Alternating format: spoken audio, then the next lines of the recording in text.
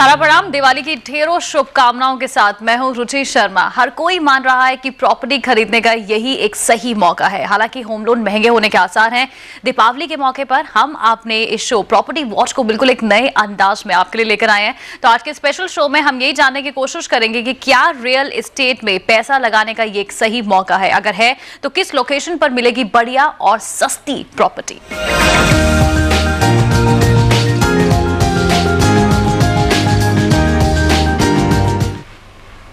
तो कहां खरीदें आप घर, लाख टके का एक यही बड़ा सवाल रहता है। इस बारे में बात करने के लिए हमारे साथ रियल एस्टेट इंडस्ट्री के कई दिग्गज मौजूद हैं। हमारे साथ real estate consultant company CB Richard Ellis के एमडी अंशुमन मैगजीन मौजूद हैं। प्रॉप इक्विटी के सीईओ समीर जसूजा, सेंचुरी 21 के सीएमडी डॉक्टर देवेंद्र गुप्ता और इसके अलावा बिल्डर कम्युनिटी की ओर से पार्श्वनाथ डेवलपर्स के सीएमडी प्रदीप जैन, अम्रपाली ग्रुप के अनिल शर्मा और आरजी डेवलपर्स के एमडी राजेश गोयल मौजूद हैं। साथ में स्टूडियो में हमारे साथ मौजूद है क्यूब्रिक्स के एमडी संजय शर्मा। तो आप सभी का सबसे पहले बहुत बहुत स्वागत है और यही अब जानेंगे कि कैसे और कौन कैसे व्यक्ति घर खरीदे। तो आपको बता दें कि प्रॉपर्टी मार्केट मंदी से बाहर आ चुका है। आम खरीदार और बिल्डर्स दोनों का भरोसा भी बढ़ा है, लेकिन घरों के बढ़ते दाम से आम खरीदार फिर से बेहाल हो गया है। तो क्या ऐसा माहौल में घर खरीदना फायदे का सौदा साबित हो सकता है? एक नजर डालते हैं रियल एस्टेट की मौजूदा चाल पर।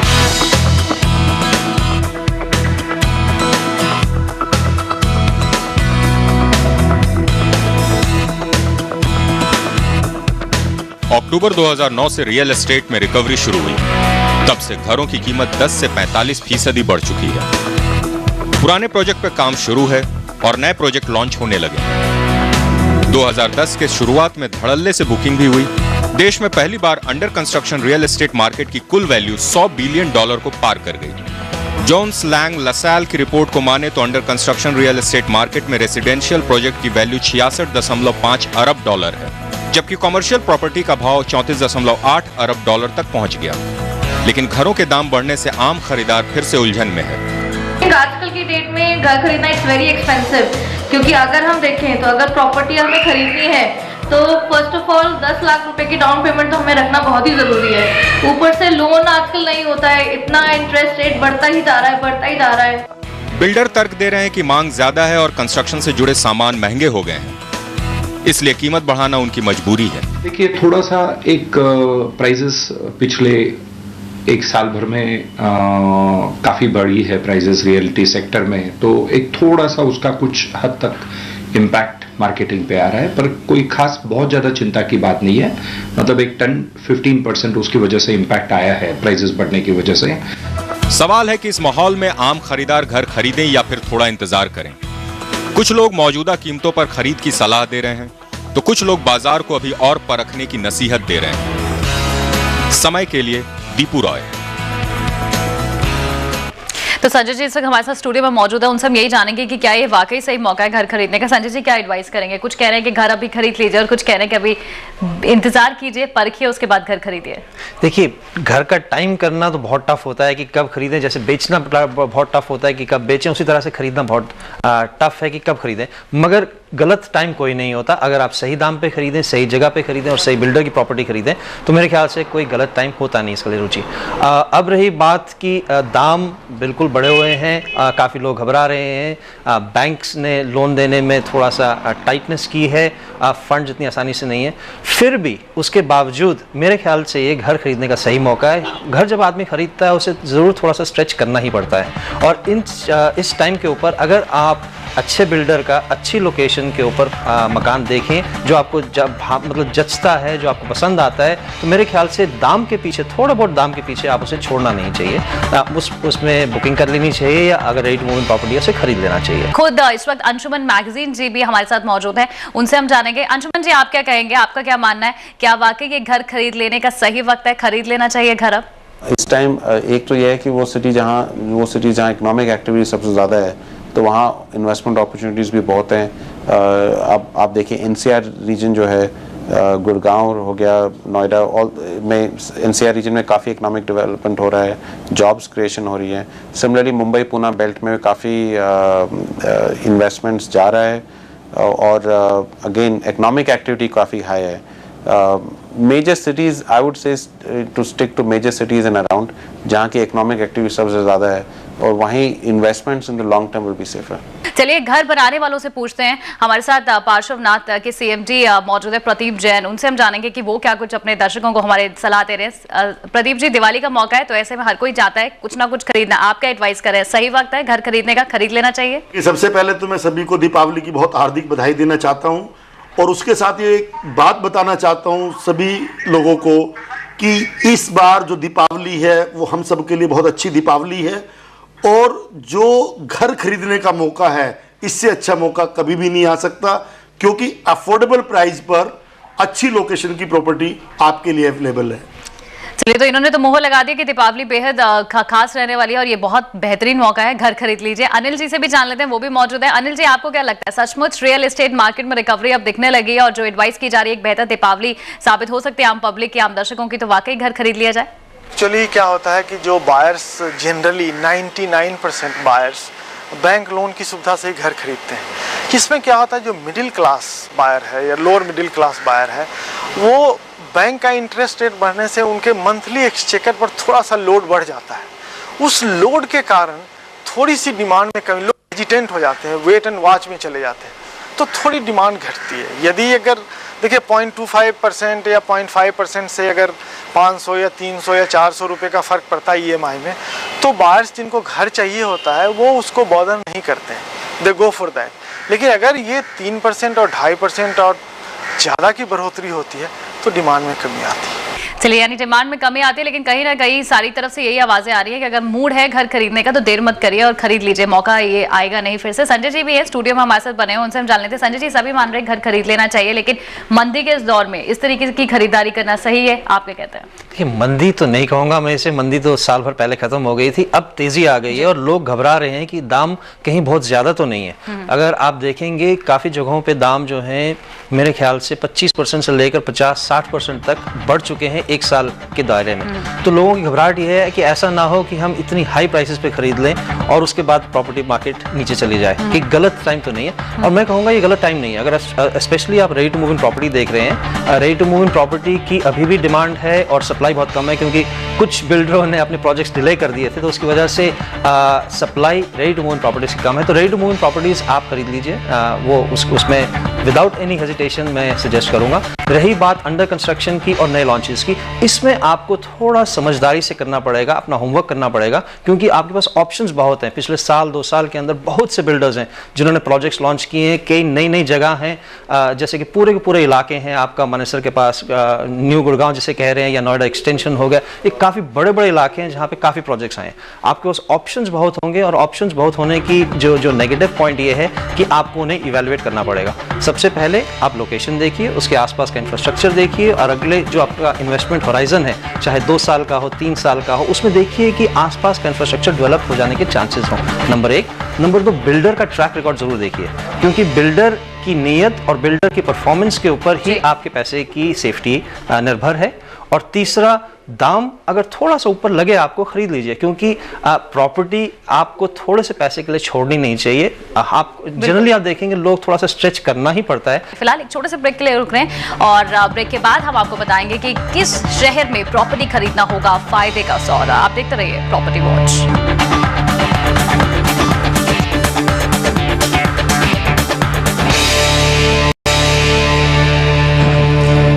स्वागत है आप सभी का प्रॉपर्टी वॉच के स्पेशल शो में, और हमारे साथ प्रॉपर्टी मार्केट के कई दिग्गज जुड़े हुए हैं जो आपको दीपावली पर घर खरीदने का एक बेहतर ऑप्शन बता रहे हैं। और संजय जी भी इस वक्त हमारे साथ स्टूडियो में मौजूद है, तो उनसे भी हम जानेंगे कि कौन से ऐसे शहर हैं जहां प्रॉपर्टी के लिए निवेश करना बेहद फायदेमंद सौदा हो सकता है। क्या कहेंगे? अभी तो सिर्फ यही की बात कर रहे थे, अब शहरों की जिक्र करें तो कहाँ आप एडवाइस करेंगे? देखिए, जैसे अंशुमन जी ने शुरू में कहा था, आप उन शहरों को फर्स्ट प्रेफरेंस दीजिए जहाँ पे इकोनॉमिक एक्टिविटी काफ़ी ज़्यादा है। जैसे कि अगर बिहार की बात हो रही है, बिहार में लोगों ने देखा है कि काफ़ी डेवलपमेंट हुई है, तो पटना जैसे शहर में भी इन्वेस्टमेंट करना जायज़ है। या फिर आप जो छोटे शहर हैं, जैसे लखनऊ हो गया आपका, या आगरा में थोड़ा वेट करना पड़ेगा, मगर आगरा भी जायज़ शहर है। अगर आप आ जाए पंजाब की तरफ में, लुधियाना, चंडीगढ़, मोहाली में थोड़ा सोच समझ के, बट वहाँ पर भी जायज़ इन्वेस्टमेंट बिल्डर्स चूज़ करने पड़ेंगे। तो इन एडिशन टू NCR और NCR के सबर्ब्स, मेरी सबसे पहली चॉइस वही रहेगी, क्योंकि यहाँ पर सबसे ज़्यादा ग्रोथ के पोटेंशियल्स हैं, सबसे ज़्यादा यहाँ पर पोटेंशियल है। तो एनसीआर के आसपास खरीदना, चाहे आपका नोएडा एक्सटेंशन हो, चाहे आपका न्यू गुड़गांव हो, या फिर जैसे शहर मैंने बताया टियर 2 शहर। डिफरेंस ये रहेगा कि टियर 2 शहर में आपको थोड़ी सी प्रॉपर्टी शायद सस्ती मिल जाए, यहाँ पे थोड़ी सी महंगी मिल जाएगी, तो बजट के हिसाब से आपको चूज करना पड़ेगा, मगर अपॉर्चुनिटी हर जगह है। फिलहाल सीधा बात करेंगे प्रॉप इक्विटी के सीईओ समीर जसूजा भी हमारे साथ मौजूद हैं। समीर जी, आप क्या कहेंगे, आपके हिसाब से इस समय किस जगह की प्रॉपर्टी में पैसा लगा लेना चाहिए? देखिए, पिछले एक साल में प्रॉपर्टी रेट्स में बहुत ज़्यादा अप्रिसिएशन आई है, काफ़ी ज़्यादा अच्छी डिमांड रही है बोथ एंड यूज़र्स की और इन्वेस्टर्स की, और इस डिमांड को देखते हुए प्राइसिंग अबाउट 30% से लेके 50% तक लग्जरी सेक्टर में बढ़ी है और 10% से लेके 30% तक अफोर्डेबल सेक्टर में बढ़ी है। तो कुछ सिटीज़ ऐसी हैं जैसे कि नोएडा, उसमें आप अभी भी निवेश कर सकते हैं, बट कई सिटीज़ लाइक बॉम्बे और या गुड़गांव, उनकी प्राइसिंग काफ़ी ज़्यादा हद तक बढ़ गई है, तो वहाँ पे आपको वेट एंड वॉच करना पड़ेगा। तो ये तो हुई पैन इंडिया की बात। नोएडा के किस इलाके में प्रॉपर्टी खरीदी जाए, इसका जवाब भी हम जानेंगे। हमारे साथ सेंचुरी 21 के देवेंद्र गुप्ता जी मौजूद हैं। देवेंद्र जी, आप क्या कहेंगे, नोएडा एक्सटेंशन हमेशा सुर्खियों में रहता है, हर किसी का इंटरेस्ट होता है यहाँ पे घर अपना बनाना, कैसा रहेगा यहाँ प्रॉपर्टी खरीदना? ये जो प्रोजेक्ट्स हैं लोकेशन वाइज नोएडा और ग्रेटर नोएडा के बॉर्डर पर हैं, क्योंकि ये सस्ते हैं, सब लोगों के अट्रैक्शन इसकी तरफ है। इसमें मेरी लोगों को यही सलाह है, ये एक लॉन्ग ड्यूरेशन के प्रोडक्ट हैं, ये जिनका हॉरिजन लंबा है उनके लिए अच्छा है, इन्वेस्टमेंट के लिए भी अच्छा है। पर लोगों को ये चाहिए भी लेने से पहले जो उस बिल्डर ने डिलीवरी की हो, जो बिल्डर के क्रेडेंशियल स्ट्रांग हो, जो वहाँ पर पहले भी काम कर चुका है, जो वहाँ पहले भी बहुत सारे प्रोजेक्ट बना चुका है, उन्हीं लोगों को की तरफ ज़्यादा माल खरीदना चाहिए, ना कि किसी हर एक से, क्योंकि आने वाले टाइम के अंदर इसका प्रोडक्ट रेट कम होने की वजह से इसका बनना बहुत ज़रूरी है। अगर बनता है तो ये बहुत अच्छा प्रोजेक्ट है, अगर कोई इसकी डिलीवरी नहीं हो सकती कि कोई चांस है नहीं होने के, तो वहाँ पर जो यूजर है उसको खतरा है। तो चलिए डेवलपर से ही पूछ लेते हैं। हमारे साथ खुद आरजी ग्रुप के एमडी राजेश गोयल भी मौजूद हैं। गोयल साहब, आप क्या कहेंगे, एक बार फिर ढेर सारे प्रोजेक्ट लॉन्च किए जा रहे हैं, क्या ये ग्राहकों को समय पर मिल पाएंगे, या फिर से यही कहा जा सकता है जो डर रहता है ग्राहक का कि कहीं ले लूं और फिर फंस जाऊं, ऐसा तो नहीं होगा? मुझे ऐसा लगता है कि पिछले 3 साल में रियल एस्टेट कंपनीज भी बहुत अधिक मैच्योर हो चुकी हैं। आदमी हर गलती से सीखता है, चाहे छोटी कंपनी हो, मिडिल लेवल कंपनी हो या लार्ज साइज कंपनीज हो, सब ने अपने आप को इन 3 साल में काफ़ी कुछ सीखा है और अपने सिस्टम को ठीक किया है, कॉर्पोरेट गवर्नेंस बढ़ी है। मुझे लगता है अभी आने वाले समय में एटलीस्ट 2-3 साल तक कस्टमर्स को इस बारे में चिंता करने की आवश्यकता नहीं होनी चाहिए। अभी जितने भी नए प्रोजेक्ट लॉन्च हो रहे हैं या जो पुराने अनफिनिश्ड प्रोजेक्ट्स हैं, जब एक बार बाजार में रियल एस्टेट में मांग बढ़ेगी तो वो सब प्रोजेक्ट धीरे धीरे कंप्लीट हो जाएंगे। चलिए, तो कह दिया है कि आप टेंशन मत लीजिए, और जो एक डर मन में रहता है कि ले लिया और उसके बाद फंस गया, वो ऐसा कुछ नहीं होने वाला है। तो आराम से जाइए और घर खरीदिए। तो घर तो खरीद लें, लेकिन कीमतें फिर से आसमान छूने लगे हैं। समीर जी से बात करेंगे और जानेंगे कि वो क्या कुछ कह रहे हैं। समीर जी, आप क्या कहेंगे, कीमतों के बढ़ने की वजह आखिर क्या है? कहीं फिर से स्पेक्युलेटर तो नहीं आ गए, ये हम माने? इकोनॉमी इतना अच्छा कर रही है और 2009 में रेट्स काफ़ी नीचे आ गए थे, अर्ली 2009 में, सो इन्वेस्टर्स को एक बहुत अच्छी अपॉर्चुनिटी दिखी। स्टॉक मार्केट भी बहुत अच्छा कर रही है, जॉब सेक्टर में भी काफ़ी ज़्यादा कॉन्फिडेंस आ गया है, तो इस वजह से पूरा ही इंडिया रिवाइव हो गया है।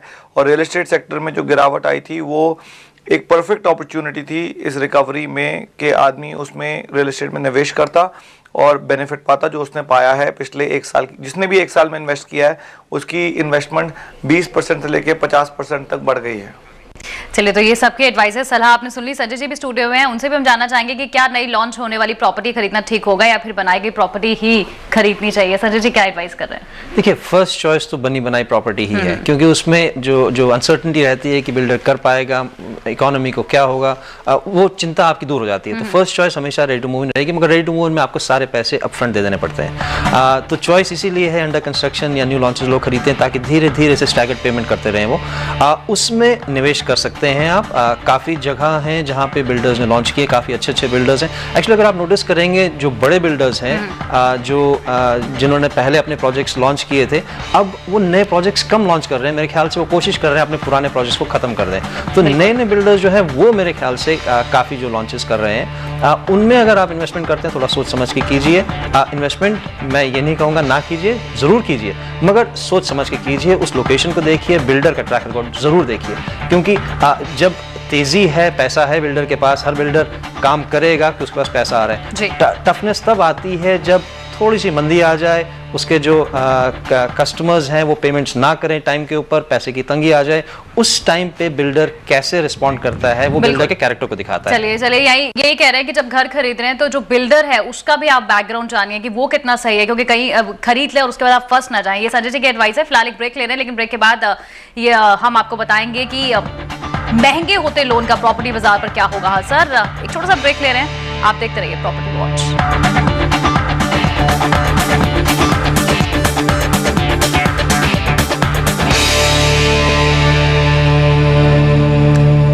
स्वागत है आप सभी का ब्रेक के बाद। तो संजय जी स्टूडियो में मौजूद है, उनसे हम यही जानेंगे कि अब होम लोन फिर से महंगा हो गया है, तो आपके हिसाब से क्या क्या कहेंगे? खरीदार को ऐसा माहौल में घर खरीद लेना चाहिए? पहले बताया जा रहा है 85 to 90 मिल जाता था, लेकिन अब सिर्फ 80% ही लोन मिल पाएगा। इस बारे में आप क्या कहेंगे? देखिए, अगर 80% ही लोन देगी बैंक तो इसका मतलब अपनी तरफ से कस्टमर को ज्यादा पैसे लाने पड़ेंगे। अगर कोई 20 लाख का मकान खरीद रहा था, पहले उसे अपनी जेब से सिर्फ 2 लाख देने पड़ते, बाकी बैंक दे देता था। अब 4 लाख देने पड़ेंगे और ऑलमोस्ट डबल हो गया ये। तो इससे जरूर बहुत से लोग होंगे जो डाउन पेमेंट नहीं कर पाएंगे जो जरूरी है लेने के लिए, तो जरूर उसमें इफेक्ट पड़ेगा। Secondly, home loan rates increase होने की वजह से आपकी ईएमआई बढ़ जाती है। आजकल जो प्रोफेशनल लोग हैं, सैलरीड लोग हैं, उनकी तनख्वाह उस तेजी से नहीं बढ़ रही है जिस तरह से आपके प्रॉपर्टी प्राइसेस एक्सपेंसेस बढ़ रहे हैं। तो थोड़ा सा भी इंक्रीज होना ईएमआई के ऊपर जरूर उनके ऊपर बोझ पड़ेगा। अब ये बताना बड़ा मुश्किल है कि मार्केट में उसका असर नेगेटिव होगा या पॉजिटिव होगा। मेरे ख्याल से शायद नेगेटिव ही होगा, बट बहुत ज्यादा नेगेटिव नहीं होगा। इतना नहीं होगा कि मार्केट रिसेशन में खिंच जाएगी, बट बहुत से लोगों को तंगी होगी और ये जो बैंक की फंडिंग है इसकी प्रॉब्लम रियल एस्टेट में धीरे धीरे करके रिफ्लेक्ट करेगी। बिल्कुल, कहीं ना कहीं बैंक जो है वो अपसेट कर देगा, और अगर कोई खरीदना चाहता है तो शायद वो कदम पीछे ना हटा ले। देवेंद्र जी भी इस वक्त हमारे साथ मौजूद है। देवेंद्र जी, आप क्या कहेंगे? आपको क्या लगता है, होम लोन महंगा होने की आशंका है, इसका बिक्री पर कितना असर पड़ने वाला है?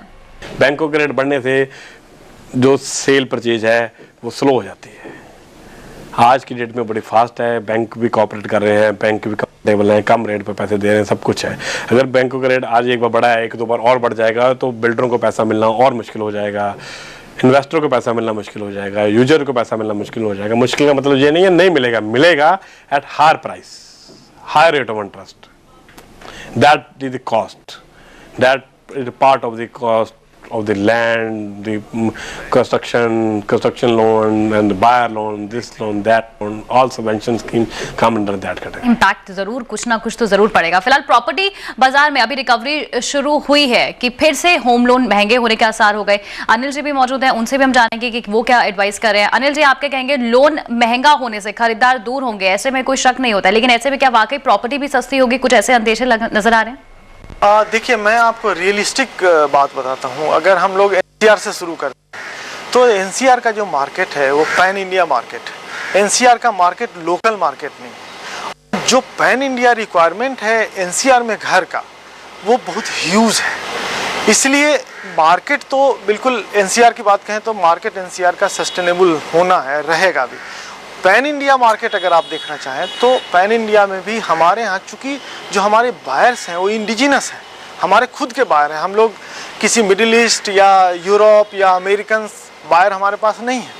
इसलिए हमारी जो स्टेबिलिटी है मार्केट में, हमारा जो रिकवरी है मार्केट में, रिसेशन से भी हम लोगों ने बहुत क्विक रिकवर किया और रिकवर करके अभी हम लोग सस्टेनेबल चल रहे हैं। कोई बबल नहीं है आज के डेट में मार्केट में।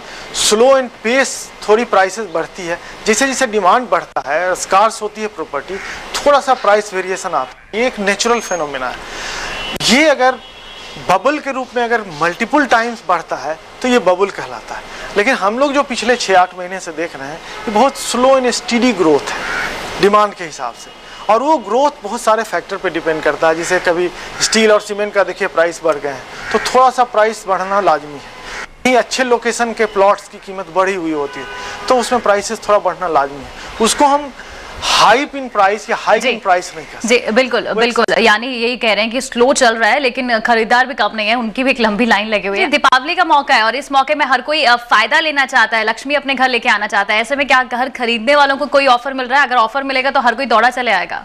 देखिए, फेस्टिवल्स में जो बायर्स होते हैं उनकी एक्सपेक्टेशन भी होती है कि चूंकि फेस्टिवल सीजन है तो कुछ आम दिनों से हट के कोई ऐसा स्कीम लाया जाए जिससे थोड़ा उन लोगों को भी एक ऑस्पिशियस डे होता है, जैसे नवरात्रा ले लें या दीपावली का समय ले लें, तो हम लोग कुछ स्कीम्स उनको देते हैं और ये एक परंपरा भी चली आ रही है और सभी डेवलपर्स देते हैं।